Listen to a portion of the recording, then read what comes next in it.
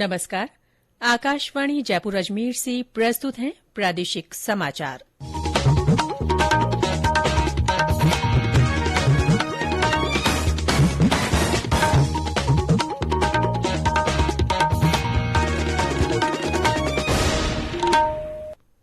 समाचारों के साथ मैं रितिका गुप्ता।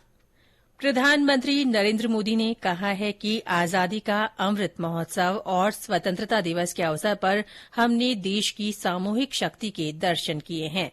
उन्होंने कहा कि हर घर तिरंगा अभियान को लेकर हर देशवासी में उत्साह नजर आया। ये उत्साह दुनिया के दूसरे देशों में भी देखने को मिला।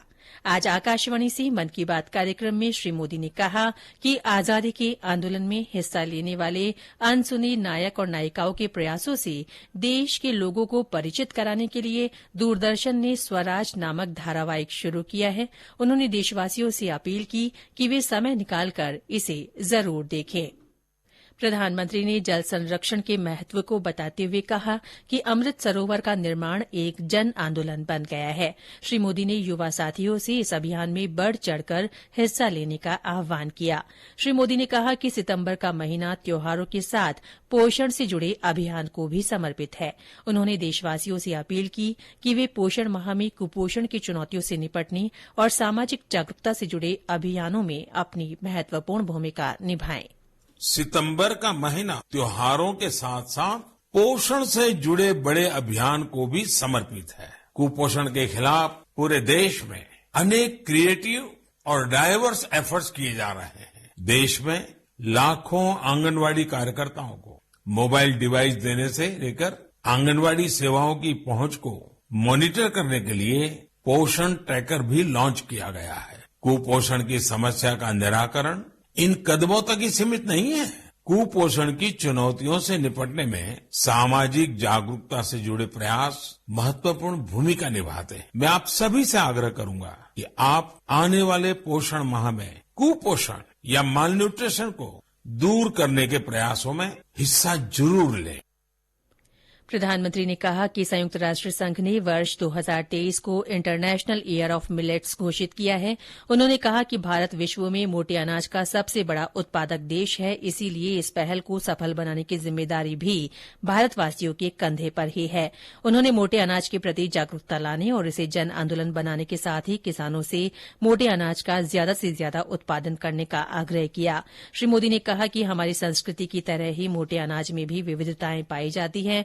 इसमें ज्वार, बाजरा, रागी, कुट्टू और कंगनी सहित कई अनाज शामिल है। ये अनाज पौष्टिक होने के साथ ही कई बीमारियों से बचाने में भी मददगार है।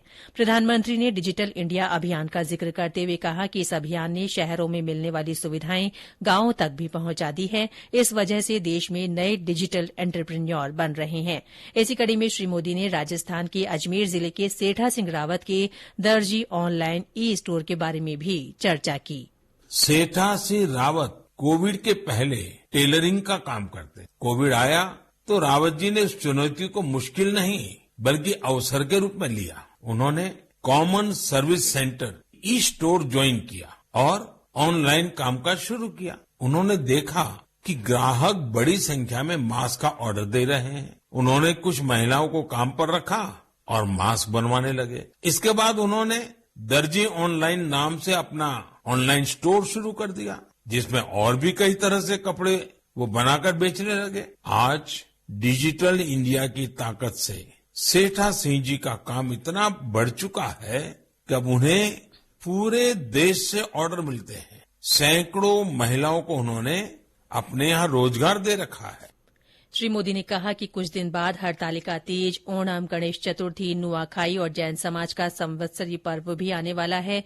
ये सभी पर्व हमारी सांस्कृतिक समृद्धि के पर्याय हैं। देशवासियों को उन्होंने शुभकामनाएं देते हुए कहा कि कल मेजर ध्यानचंद जी की जन्म जयंती पर राष्ट्रीय खेल दिवस भी मनाया जाएगा। हमारे युवा खिलाड़ी वैश्विक मंचों पर तिरंगे की शान बढ़ाते रहे, यही ध्यानचंद जी के प्रति सच्ची श्रद्धांजलि होगी।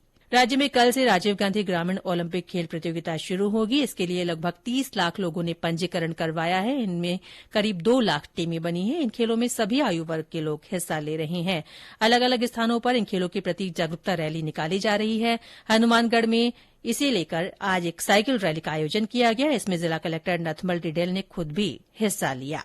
इसी के साथ प्रादेशिक समाचार बुलेटिन समाप्त हुआ। नमस्कार।